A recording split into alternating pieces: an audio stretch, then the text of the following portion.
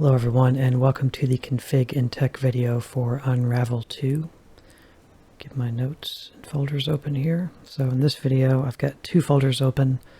We're not really going to do anything with either one of these. I just wanted to represent them here on the screen. This one here, we'll discuss them here in a minute. So in this video we'll be setting up Unravel 2. Very general settings, as nothing much is needed. This will hopefully put the game in the best playable state it can be. So install, setup, configuration, running the game. When you install Unravel 2, Electronic Arts will make you install a EA app to play it. They give you the option to leak something like your Google or Steam account. However, they still ask you for your email address. If that isn't fun enough for you, they also make an overlay run with the game too. It's some online authenticator app to make sure you bought the game, I guess. So the EA app, when you play Unravel 2, this EA app has to run every time automatically. Makes the game take 3 times longer to load to the title screen than it should. When you quit playing Unravel 2, open your task manager and look under background processes. You'll most likely find EA background service process is still running. Highlight it and click delete key to shut it down. It will auto run again next time you play Unravel 2.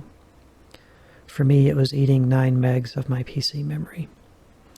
May seem small, but when you let a lot of little things like that stack up in your task manager, it will keep resources from your games. It's beyond me why things like that are not programmed to close. So all that out of the way about EA, this is all no reflection on the game itself or the developers, Coldwood Interactive. I just hope if we see an Unravel 3 that they don't publish with EA for it. So here's the Unravel 2 folder, Steam, the files you'll have, and then I wanted just to show you, this is the folder where the EA app is installed, and as you can see there's 156 files in here. We can see how large it is. So 591 megs worth, 974 files and 59 folders. Just for this stupid app that EA forces you to use. Even after you've already bought it on Steam, you know, that's not enough. So options. Now we will go over the in-game settings, explaining and showing how to configure them. So the first category you'll have is appearance. In this game, because there's 2 yarnies, you can adjust your appearance. You'll have options to pick a head shape, eye shape, body shape, and color of the yarn that you're using between the 2 characters. The next category you'll have is controls. You'll get to see the gamepad layout and change any keyboard key bindings if you want to use a keyboard. And then add another player on keyboard. It just lets a second player use keyboard instead of a gamepad. Then you have an actual options category, and inside this one is where you'll have master volume, which I put at 100. Music volume, I put at 50%, just so it doesn't drown out commentary and other things in the game for YouTube recording purposes. Effects volume 100%, brightness 50, gamma 50, those are all default. I may actually bump this up. I think I already did in my game for my own purposes. I think I bumped it up to 60. I might put it to 55 or 60, but just start with 50 on both because that's the default. And try not to mess with the gamma. If you have to increase the brightness, do it through the brightness. Leave gamma alone at 50. Windowed mode, on or off. I want it off in general because I like to run games in full screen mode when I can, just because I think it's better for game performance generally. Resolution 1920 by 1080, VSync on, so you don't push more than the 60 FPS that you really need, and also so you don't get screen tearing in your image. Shadow quality and post effect quality, bump those both up to high. and share usage data. I think it's on by default, but I turn this stuff off. It's data collecting stuff, and you don't know what data information they're collecting, so I don't like to have this stuff on automatically. Just opens a gateway into your computer as far as I'm concerned. Next category is gameplay settings, auto grab. I recommend to put this on. This is something that more affects the two-player co-op mode than it does the single-player mode. It'll be explained when we get into the game a little better. Gameplay assists, I recommend this on. This will give you a slow motion ability, which wasn't available in the first Unravel. Timed reminders and hints. If you don't have gameplay assist on, then none of these three will be on. And with these on, you can adjust them individually. So slow motion speed, recommend leaving it at 0.8. That's the default. And then timed reminders on. You may want to turn these off. I didn't spell anything good here. Turn these off at some point because the game spams them a lot. It's just messages that pop up that tells you things you can do. Eventually you'll learn and remember what you can do, but I'm going to leave them on to start with just so you can see their functionality. And I really won't be using slow motion much at all, or if at all, I don't think. You don't have to use it as far as I know to beat the game. And then hints, whether you get hints or not, on or off. And then there's a restart checkpoint and restart level. Just does what they say they do, as well as exit level. This just exits the level back to the hub zone. And then quit game, quits the game.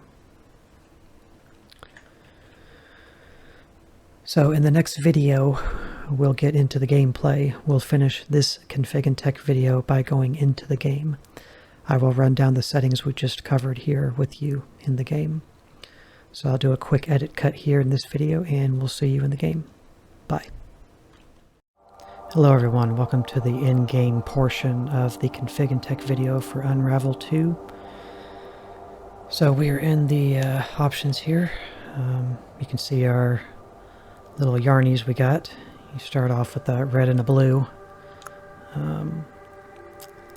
When I play, I'm going to switch their head styles because the red one, the head style of the blue one over there, is more in line with the head style of what Yarny looked like in the first game. So I'll be swapping heads with them. You can give them the same head if you want to, but by default, they're going to look like that. So yeah, I'll be switching them. And then with the eyes, you can just give a couple different eye shapes. More of a determined look and more of a wide-eyed look. And then body, it's basically, you kind of get a tail behind you, it's kind of like a skirt, I guess. Because I think the big eyes are supposed to be probably for the female, and so is this outfit with the little skirt tail on it. That's probably why the female over there looks the way they do. And then the color, there's all kinds of colors you can pick. Just cycle through them here for you. All kinds.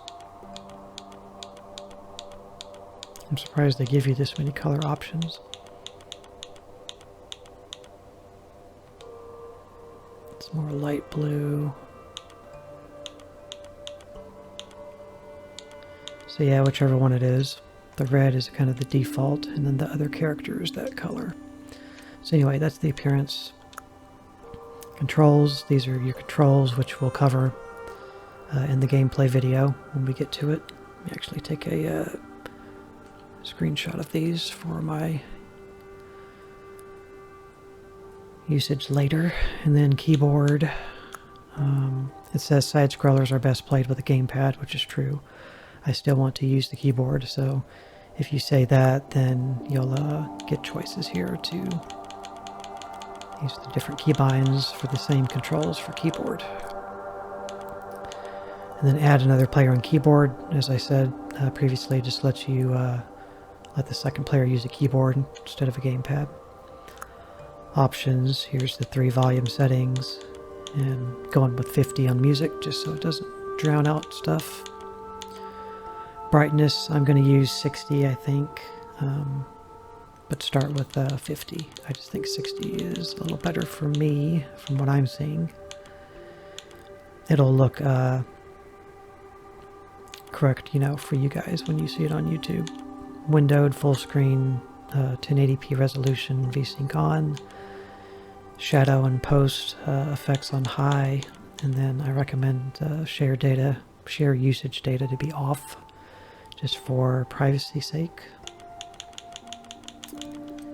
Then you have gameplay settings, the auto grab. If you turn auto grab off, both players must hold LT left toggle to hold the connecting yarn. So you'll just have to try that both ways if you're actually playing with somebody.